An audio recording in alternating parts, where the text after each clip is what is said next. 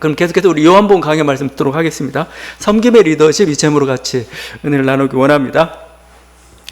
카톨릭 교황을 부르는 호칭이 여럿이 있는데 그 중에 인상적이고 또 많이 사용하는 게 하나님의 종들의 종, 하나님의 종 중의 종, 이런 표현입니다.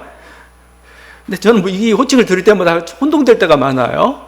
뭐냐면은 종들의 종이라고 그랬는데 종들 중에서 가장 낮은 종이라는 건지, 종들 중에도 가장 으뜸인 종이라는 건지, 항상 이 사람이 권력력이 그쪽으로 이렇게 시선이 가다 보니까 뭔가 종 중에 종? 더 밑바닥으로 가야 돼? 아니면 그런 사람들 중에 내가 으뜸이라는 거야? 전 뒤쪽으로 보여요. 자꾸 이게 참 인간이 가지고 있던 그 권력을 향한 권력 지향적인 그 모습을 보여주고 있습니다.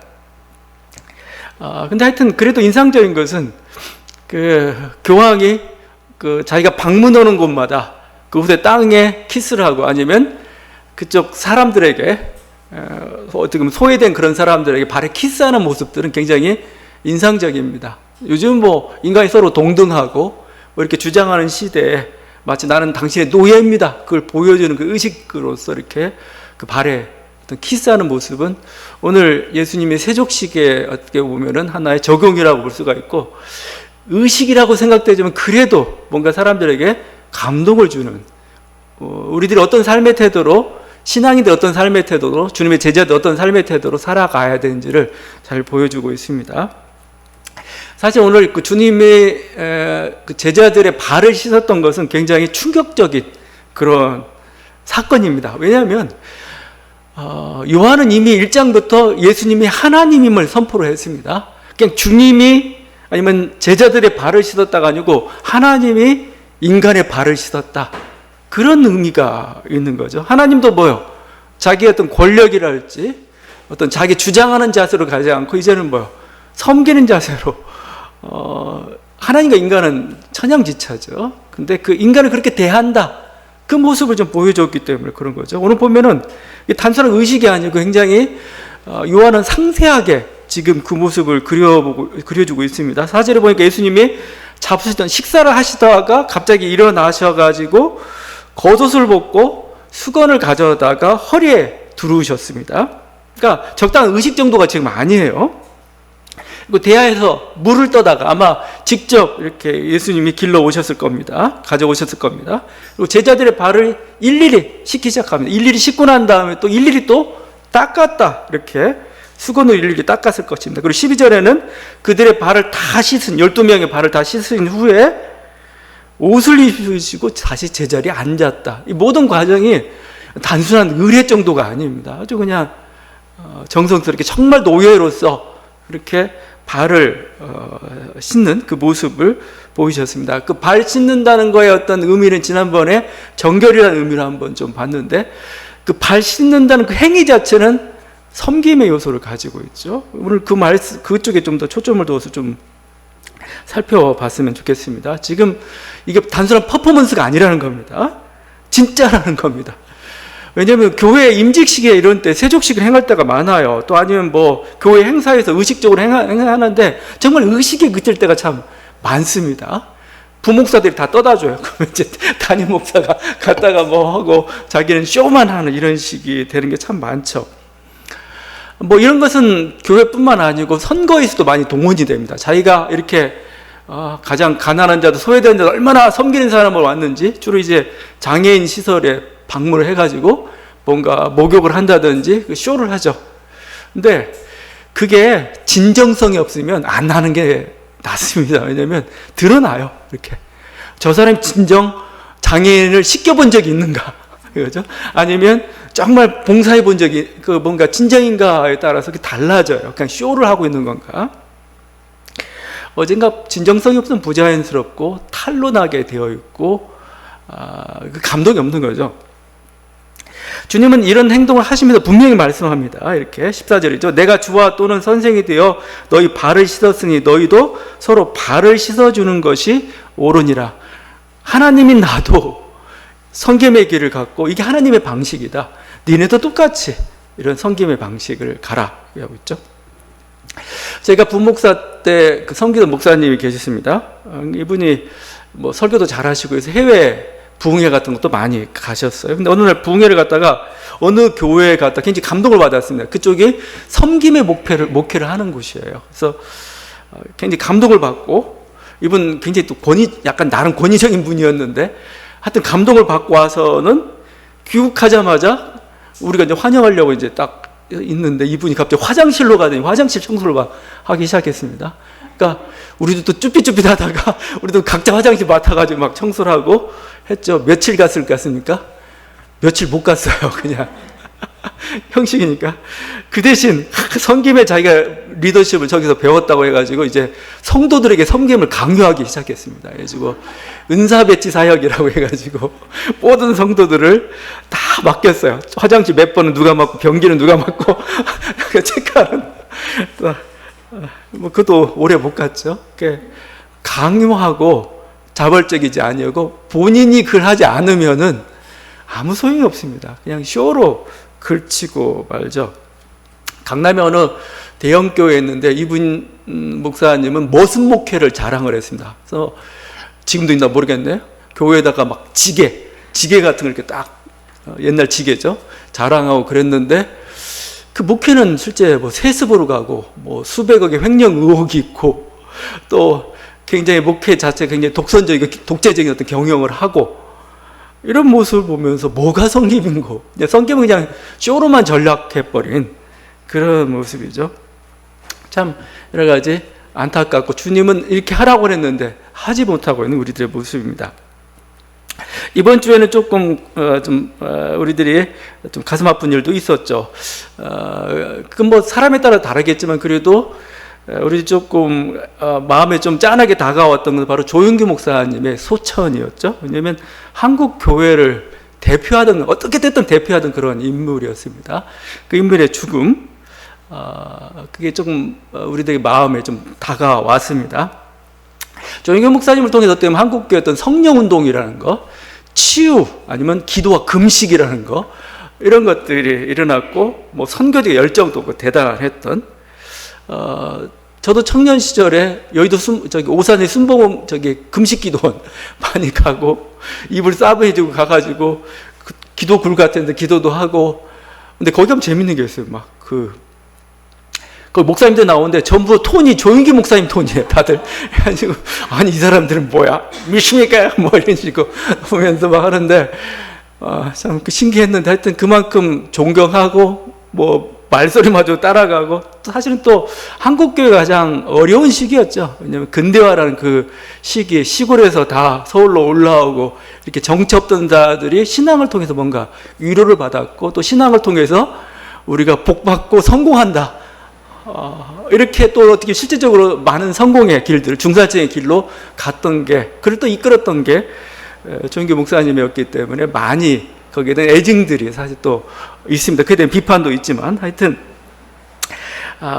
이게 우리들의 어떤 이번 주에 조윤규 목사님 소천을 보면서 느꼈던 여러 가지 생각들입니다. 그런데 세상은 어떨까요? 세상.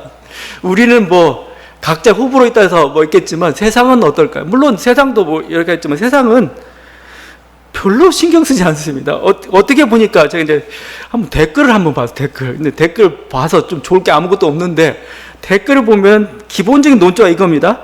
어느 성공한 종교사업가의 죽음. 종교사업가의 죽음. 세상이 봤을 때는 그렇다는 겁니다. 그 유명함에도 불구하고, 그가 종교임에도 불구하고 왜 성철 스님이나 아니면 법정 스님이나 아니면 김수환 추기경이나 그들이 받던 일반 믿지 않는 사람들의 어떤 그 존경을 받지 못했을까? 이건 뭐 그냥 조윤규 목사 한 분뿐 아니고 개신교에서 우리는 굉장히 대단하다고 생각하지만 그 대단했던 사람들이 죽었을 때 세상의 반응은 아무런 반응이 없어요. 별로 감동이 없습니다. 왜 그랬을까? 오늘 말씀에 저는 답이 있다고 생각합니다. 섬김이 없었기 때문에 그렇습니다.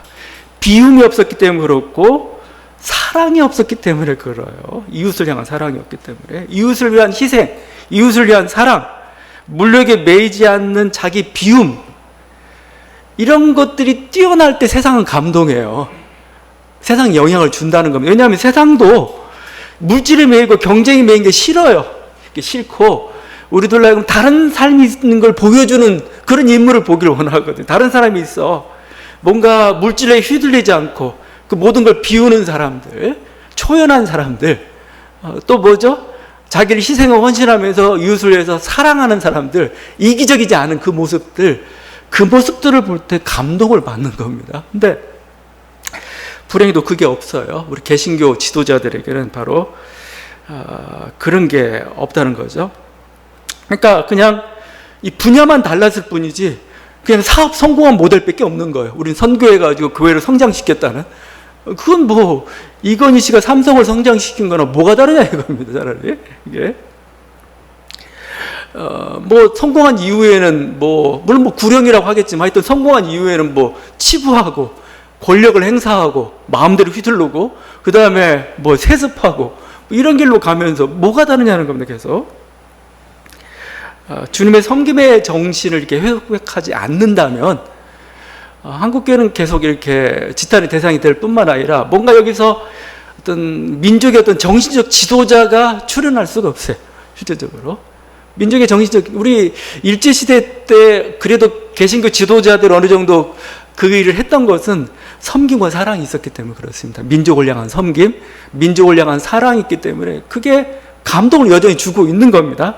비움이 있기 때문에요. 더구나 그 장례식장에는 또 씁쓸한 해프닝이 또 있었죠. 그 야권의 뭐 유력한 대통령 후보가 조문을 왔는데 유명한 대형 교회 목사들이 그에게 달라들어서 그냥 안수기도를 했습니다.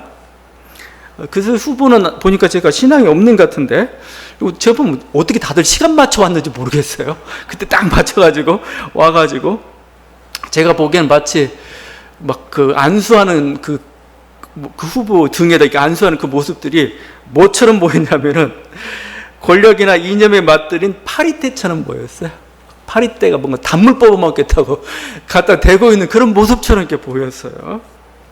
종교인의 품위는 전혀 찾아볼 수 없었죠. 그냥 권력의 길을 그렇게 나와왔던 그 사람들이 보여. 자신의 권력의 힘을 이용해서 자기가 원하는 권력을 세워보고 싶은 욕망, 그것만 보였던 거죠. 그냥 보니까 유유상종이라고 할 수가 있는 그런 모습들이었습니다. 또 그 모습을 통해서 이 땅에 또 한번 한국교회는 그냥 구원의 기관, 선교의 기관이라는 아주 그런 숭고한 그런 집단이 아니고 하나의 정치 이념 집단처럼 보이는 그런 인상을 또 피할 수 없게 되고 말았던 거죠. 예수님 오늘 보여준 이 섬김의 삶은 노골적으로 얘기하면 반권력적인 삶입니다. 권력의 길을 가지 마. 권력 가까이 하지 마. 그러니까 섬김이라고 할 때 극적적으로는 발을 씻는 거지만 이 섬김이 내포하고 있는 의미는 뭐예요?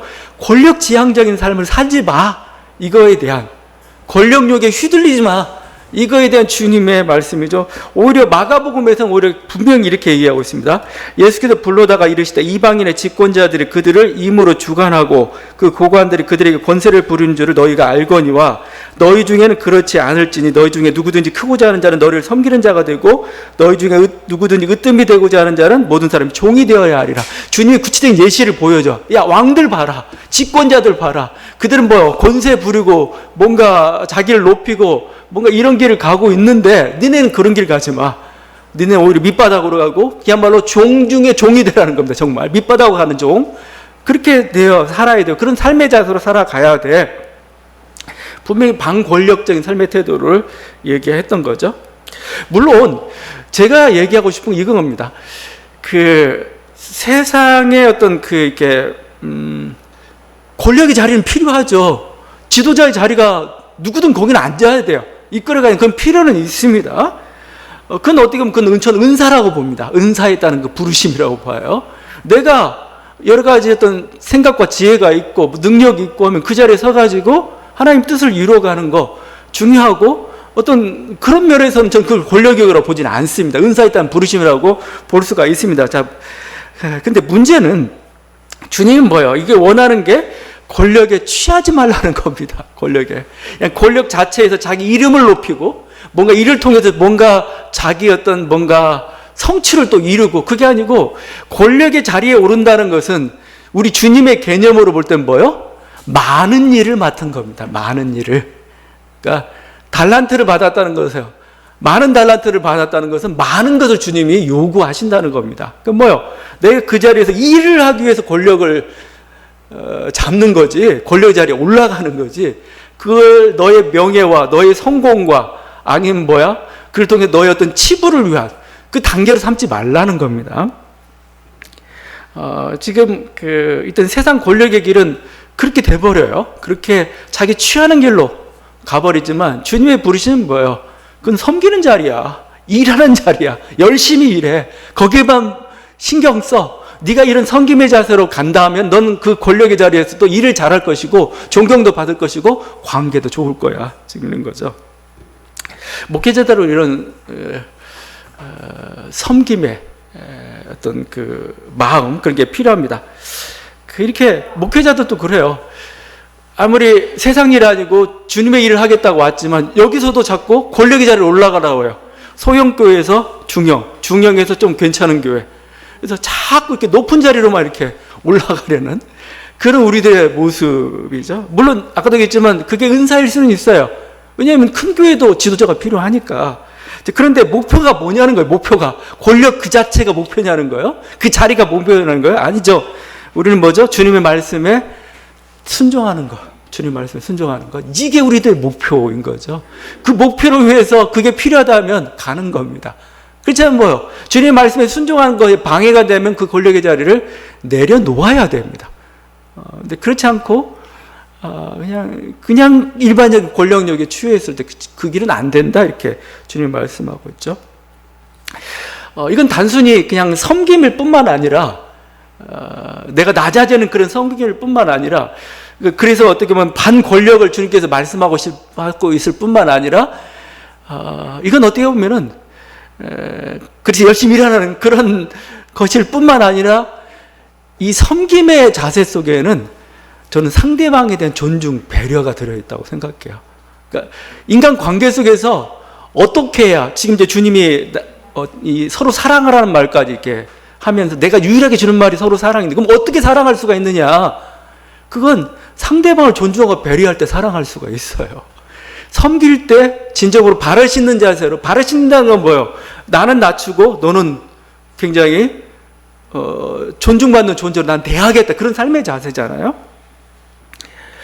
이 모습은 저는 우리 하나님이 그렇다고 봅니다. 우리 하나님이 인간을 대할 때 존중입니다. 존중. 저는 이게 하나님의 섬김이라고 봐요. 섬김. 하나님의 섬김이 뭘까? 존중. 막 우리는 성경 읽다 보면 하나님은 항상 불의인 자처럼 보이잖아요. 막 호통치는 자. 너 그렇게 살지 마. 왜 이렇게 살아봐. 그리고 근데 사실 이게 예언자들이 대언하다 보니까 그냥 그런 식으로 나오고 있지만 하나님의 본심이 하나님의 역사를 이끌어가 구원사든 그게 일반 세속 역사든 이끌어가는 방식이 뭐냐? 겸손입니다. 하나님은. 섬김입니다. 그게 나타난 게 뭐예요? 인내입니다. 인내. 참아. 왜냐면 그 상대방이 결정하고 선택하고 그 능력을 갖추기까지 기다리는 거죠. 그게 겸손이고 뭐요? 그게 인내고 그게 바로 섬김인 겁니다. 상대방을 존중하는 자세가 거기에 들어가 있는 거죠. 저는 하나님의 마음이 잘 나타나 있는 게 호세아 본문 같아요. 호세아 말씀인데 호세아에 보게 되면 이스라엘이 구약시 바알 우상을 섬기는 그 길로 막 가죠. 하나님이 자꾸 돌아오라고 얘기해요. 안 돌아오는데 안 돌아온 이스라엘 향해서 이렇게 얘기합니다. 그러므로 보라 내가 그를 타일러 거친 들로 데리고 가서 말로 위로하고 거기서 비로소 그의 포도원을 그에게 주고 아골골짜기를 소망의 문을 삼아주리니 그가 거기서 응대하기를 어렸을 때와 애굽 땅에서 올라오던 날과 같이 하리라. 여기 재밌는 게 내가 그를 타일러 거친 들로 광야로 데리고 가서 말로 위로하고 설득하고 막 이런 겁니다. 마치 이런 장면입니다. 두 부부가 성공하겠다고 이렇게 서울로 올라왔는데 막 열심히 해도 갑자기 아내가 바람이 나버렸습니다. 그러니까 남편이 뭐예요? 안 되겠어요. 여러 가지 설득해도 안 되니까 아내를 붙잡고 우리 다시 시골로 내려가자. 거기 다시 시작하자. 그런 느낌으로 여러분 이 말씀을 읽어야 되는데 인간을 대하는 하나님의 자세가 그렇다는 겁니다. 우리들을 향해서. 인간이 결정하고 이거에 대해서 하나님은 뭐요? 때리고 명령하는 존재가 아니고 호소하는 존재, 호소. 야, 그렇게 살지 마. 이쪽으로 와, 이쪽으로. 이렇게 살아야 잘 살아. 이게 바로, 그러면 이 근본 바탕 속에 있는 게 뭘까? 인간에 대한 배려예요. 인간에 대한 존중에 그의 결정을 소중히 여겨주기 때문에. 그렇죠? 그냥 함부로 대하지 않는 거예요, 그걸. 오늘 앞뒤로 지금 있는 게 유다가 예수님을 배반한 그 사건이죠. 항상 보면 느낄 때마다 예수님을 알고 있고 권력을 가지고 있으니까, 야, 유다 너 그렇게 살면 안 돼. 너 강제로 어떻게 막든지 했으면 좋건데, 그렇게 안 해요. 그냥 그러면 안 돼라고 말 푸십니다. 그러면 안 돼. 결국 유다가 뭐예요? 결정을 해요. 나는 주님과 같은 길 못 가겠습니다. 그것도 존중해줘요. 물론 유다는 그것 때문에 여러 가지 안 좋은 결과들이 빚어지면 그래도 뭐예요? 그게 선택이니까요. 이게 멀리 선악과 사건에서도 나타나고 있습니다.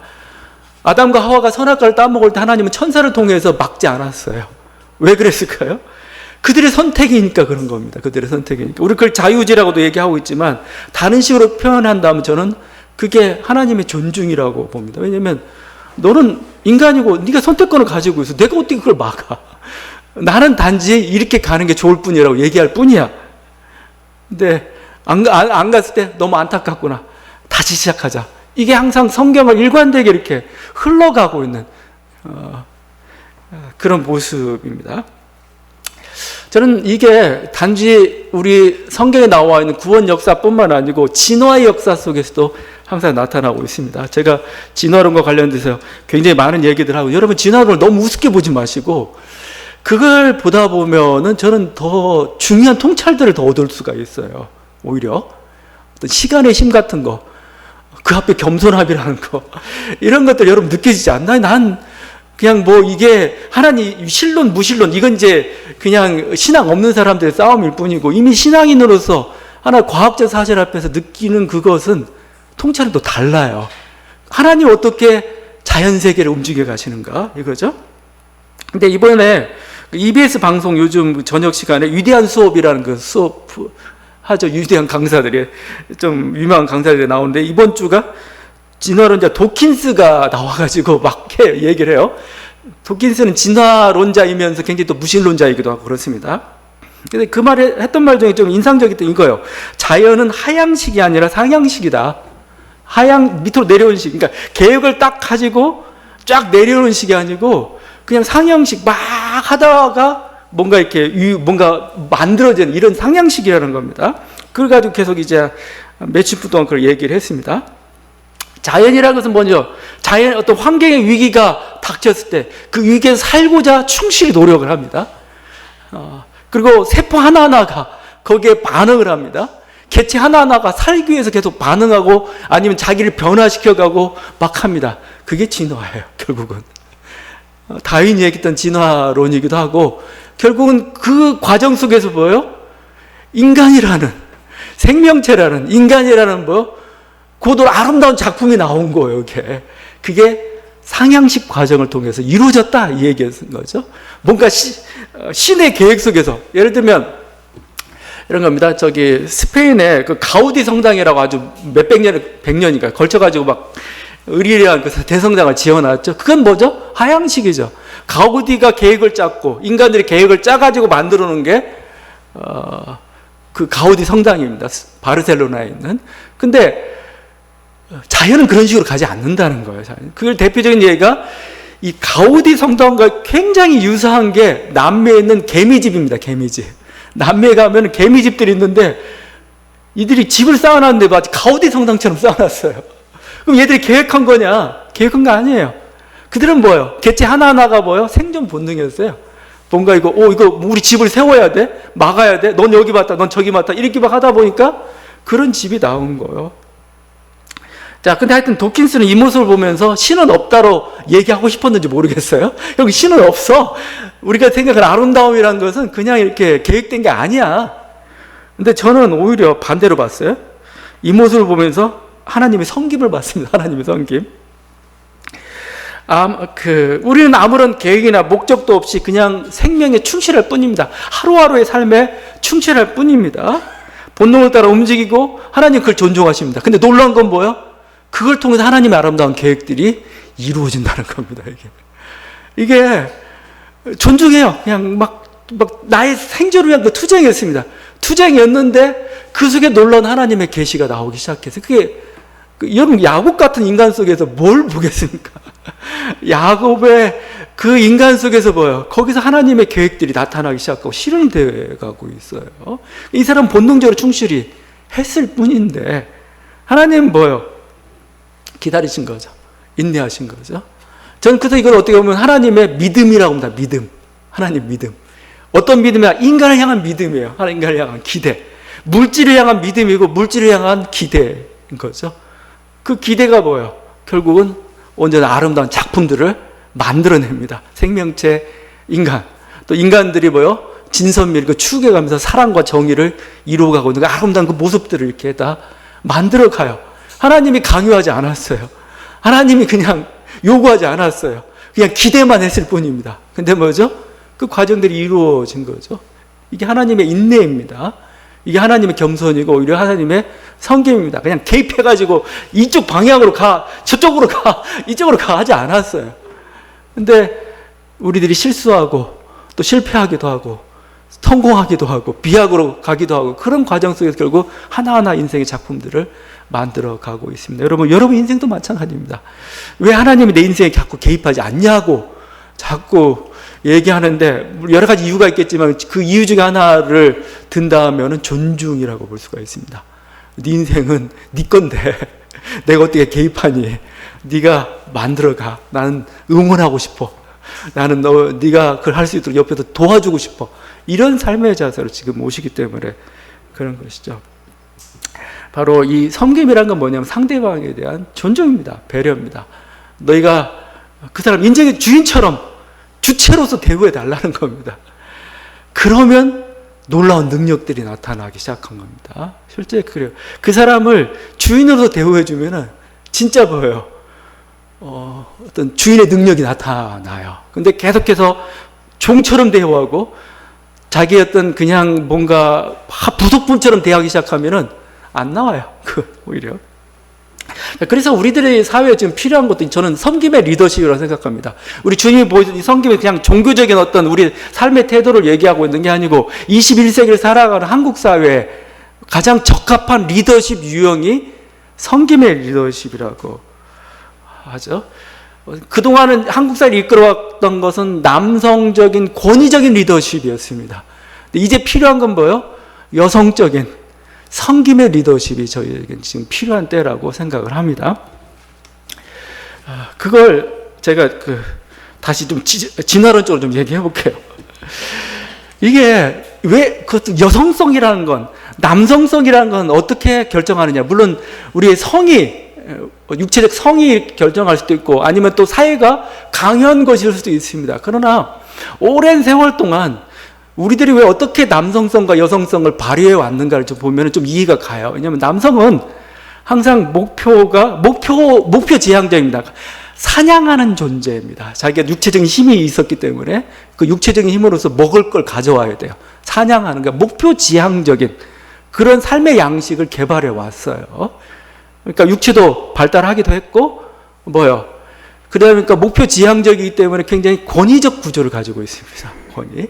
굉장히. 그래서, 일사불란한 체계, 군대 체계가 딱 목표를 향해서 보여. 군대는 권위적 체계를 가지고 있어야 되죠. 일사불란하게 목표를 향해서 딱 이끌어 가야 되니까 카리스마적 지도자가 이끌어야 훌륭히 그 목표를 성취해낼 수가 있습니다. 반대로, 여성은 집에서 어떤 걸 하냐면 생명을 살리고 생존이 목적입니다. 생존하고 키우고 살리는 데 목적이 되죠. 그래서 제일 필요한 게 뭐냐면 여성에게서는 관계입니다. 관계. 왜냐면 저긴 잡으러 가면 되지만 여기는 먹고 살아야 돼. 진짜 먹여야 돼요. 애들까지 키워야 돼요. 그러면 많은 정보도 필요합니다. 관계 이웃한테 끼워서 가져오기도 해야 돼요. 그게 관계지향적이라는 겁니다. 관계지향적. 좋은 관계를 맺어줘야 이것부터 나중에 나에게 먹을 것이 생겨요. 이렇게. 그리고 내가 부족할 때 또 도와줘야 됩니다. 이게 전부 관계지향적인 그런 삶이죠. 또 많은 정보들을 가지고 있어야 돼요. 그래야 유사시에 어떻게 이렇게 해낼 수가 있는 것들이죠. 자, 이게 하나의 여성형 리더십들을 하고 있습니다. 자, 그런데 이제 우리 사회가 그동안 근대화기에는 어떤 권위적 남성형 그런 체제가 필요했었다면은 이제는 그런 시기가 지나가고 있죠. 왜냐면 이게 이제는 별로 순기능을 하지 못해요. 오히려 막 파벌을 조성하고 굉장히 이렇게 이 권위적인 체제는 또 이념지향적인 것들이 굉장히 강해요. 실용적이지 않아요. 실용적이지 않습니다. 관계지향적은 굉장히 실용적입니다. 여성은 굉장히 그래서 실용적인 삶을 지향을 하죠. 근데 저는 이것을 섬김의 오히려 그 남성의 권위지향적이지 아니라는 점에서 저는 섬김의 리더십이라고 이렇게 얘기하고 싶어요. 지금 우리 한 사회 조직에서도 이제는 우리는 팀 체제 같은 걸 항상 만들어가고 그 중에 하나가 저는 섬김의 리더십이라고 봅니다. 왜냐하면 여성형 리더십은 관계를 중요시하고 권위 수직으로 눌리기 때문에 사람들이 강제적이면 어떤 창의성이 안 나와요. 실제 항상 짓눌려 있고 그럽니다. 근데 뭐죠?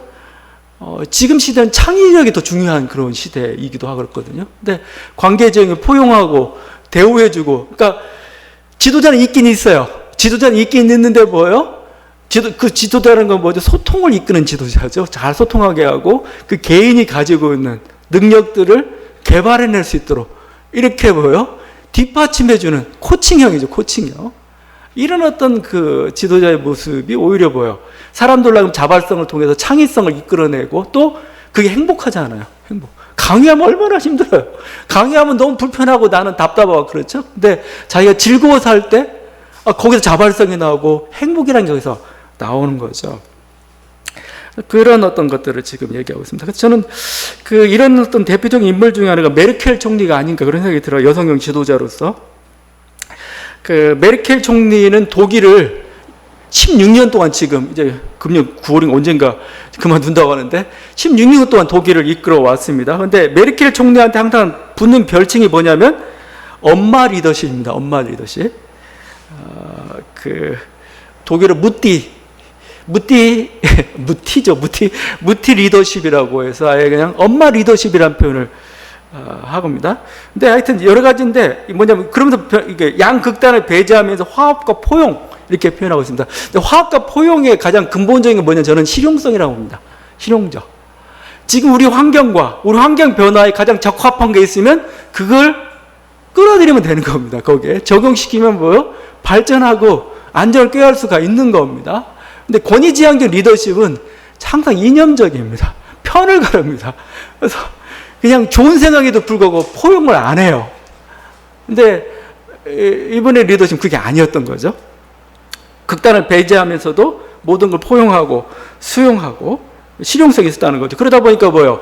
지금 이후의 어떤 분열 위기들, 이후의 어떤 재정 위기들, 아니면 난민의 위기들, 뭐 이런 것들을 뭐예요? 과감하게 아니면 또 이렇게 화합적으로 잘 이끌어가면 지금껏 이렇게 이끌어왔던 거죠. 16년 동안. 메르켈 총리를 보면 그냥 동네 아줌마 같습니다. 그냥 얼굴도 인상도 푸근한 데다 옷도 항상 똑같은 옷을 입고 다녀요. 사람들이 왜 옷을 안 갈아입냐고 물어보니까 똑같은 옷만 입고 나오니까 그 사람이 했던 말이 이거 나는 패션 모델이 아니고 공무원입니다. 그랬어요. 패션 모델이 아니고 공무원. 요즘 우리나라는 공무원질 하다 갑자기 대통령 후보하겠다고 나온 사람이 많아가지고 뭘 이용해 먹은 건지 하여튼 자기가 어떤 존재인지 그냥 나는 섬기고 일하는 사람이야 이거예요. 거기에 맞게 입으면 됐지 왜 나에게 패션 모델을 강요하냐 이거죠. 그만큼 뭐죠? 권위적이지 않다는 겁니다. 경직되지 않다는 거죠.